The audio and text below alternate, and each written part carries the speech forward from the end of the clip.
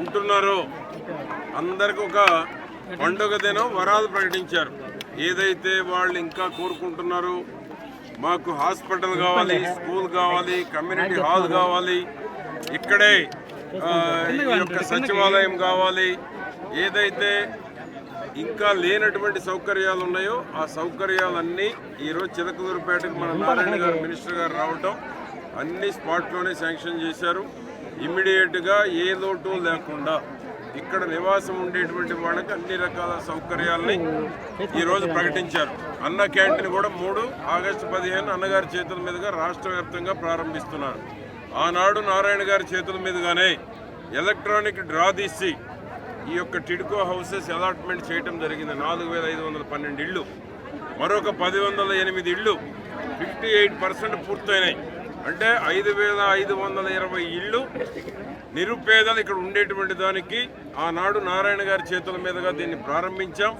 అతి తక్కువ సమయంలో నిర్మాణం చేశాం. ఈ రోజు కూడా కనీసం చేమనేది క్రాక్ అనేటువంటిది బిల్డింగ్లు ఎక్కడ కనపడలేదు. గత పాలకులు రంగులు వేసుకున్నారు, పోయారు. రంగులు పిచ్చి తప్ప పేదవాడి కళ నెరవేరుద్దామనేటువంటి ఆలోచన లేనటువంటి గత పాలకులు ఈరోజు మళ్ళా నారాయణ గారి చేతుల మీదుగా చంద్రబాబు గారు పరిపాలనలో పేదవాడు మళ్ళా ఇక్కడ అన్ని వస్తువులతో ఇక్కడ ఉండేటువంటి వాళ్ళు గర్వపడేటువంటి విధంగా ఒక న్యూ సిటీ డెవలప్ చేయబోతా ఉన్నాము. ఎవరు ఉంటే వాళ్ళకి రైట్స్ ఇవ్వబోతున్నాం. అమ్మిన వాళ్ళకి రైట్ లేదు, అద్దెకిచ్చిన వాళ్ళకి రైట్ లేదు. ఎవరైతే చేరిపోతారో వారికే రైట్ ఇవ్వబోతున్నాం. నారాయణ గారు స్పష్టంగా 300 అడుగులు తీసుకున్నటువంటి వాళ్ళకి హౌస్ ఫ్రీ అని స్పష్టంగా చెప్పారు. మిగతా వారు కూడా చెప్తారు. అన్ని నేనే చెప్తే బాగుంటుంది. అందరికి ఒక పండుగ దినం వరాలు ప్రకటించారు. ఏదైతే వాళ్ళు ఇంకా కోరుకుంటున్నారో, మాకు హాస్పిటల్ కావాలి, స్కూల్ కావాలి, కమ్యూనిటీ హాల్ కావాలి, ఇక్కడే ఈ యొక్క సచివాలయం కావాలి, ఏదైతే ఇంకా లేనటువంటి సౌకర్యాలు ఉన్నాయో ఆ సౌకర్యాలన్నీ ఈరోజు చిలకలూరుపేటకు మన నారాయణ గారు మినిస్టర్ గారు రావటం అన్ని స్పాట్లోనే శాంక్షన్ చేశారు. ఇమ్మీడియట్గా ఏ లోటు లేకుండా ఇక్కడ నివాసం ఉండేటువంటి వాళ్ళకి అన్ని రకాల సౌకర్యాలని ఈరోజు ప్రకటించారు. అన్న క్యాంటీన్ కూడా 3 ఆగస్టు 15 అన్నగారి చేతుల మీదుగా రాష్ట్ర వ్యాప్తంగా ప్రారంభిస్తున్నారు. ఆనాడు నారాయణ గారి చేతుల మీదుగానే ఎలక్ట్రానిక్ డ్రా తీసి ఈ యొక్క టిడ్కో హౌసెస్ అలాట్మెంట్ చేయడం జరిగింది. 4512 ఇళ్ళు, మరొక 1008 ఇళ్ళు 58% పూర్తయినాయి. అంటే 5520 ఇళ్ళు నిరుపేదలు ఇక్కడ ఉండేటువంటి దానికి ఆనాడు నారాయణ గారి చేతుల మీదుగా దీన్ని ప్రారంభించాం. అతి తక్కువ సమయంలో నిర్మాణం చేశాం.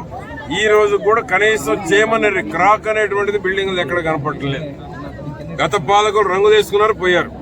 రంగులు పిచ్చి తప్ప పేదవాడి కళ నెరవేరుద్దామనేటువంటి ఆలోచన లేనటువంటి గత పాలకులు ఈరోజు మళ్ళా నారాయణ గారి చేతుల మీదుగా చంద్రబాబు గారు పరిపాలనలో పేదవాడు మళ్ళా ఇక్కడ అన్ని వస్తువులతో ఇక్కడ ఉండేటువంటి వాళ్ళు గర్వపడేటువంటి విధంగా ఒక న్యూ సిటీ డెవలప్ చేయబోతా ఉన్నాము. ఎవరు ఉంటే వాళ్ళకి రైట్స్ ఇవ్వబోతున్నాం.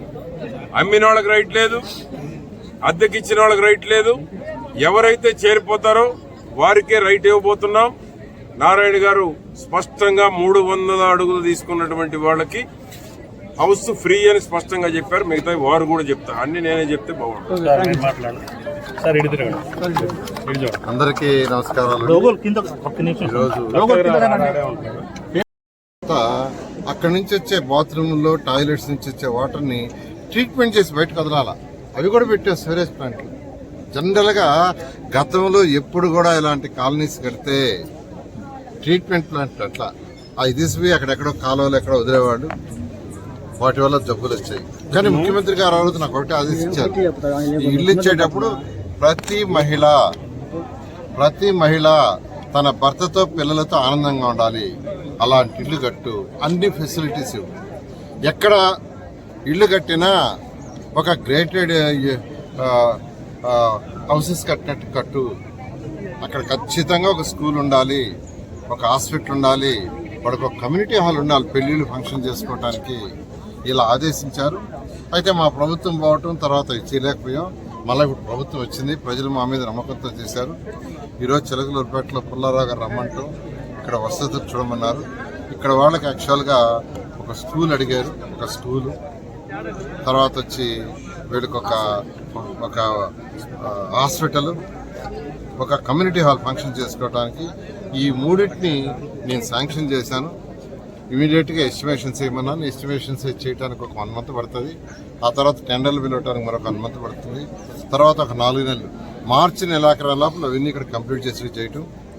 అంతేకాకుండా అన్నిటికంటే ఇంపార్టెంట్ ఏంటంటే ఇది మున్సిపల్ ఏరియాకి సంబంధించింది.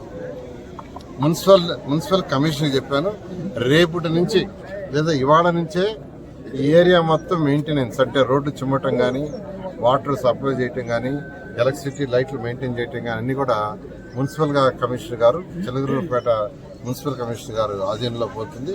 ఆయన చేస్తారు. దీన్ని ఒక మంచి గ్రేటెడ్ కమ్యూనిటీగా చేసి ఇక్కడ వాళ్ళకి అన్ని ఫెసిలిటీ ఇవ్వడం జరుగుతుంది.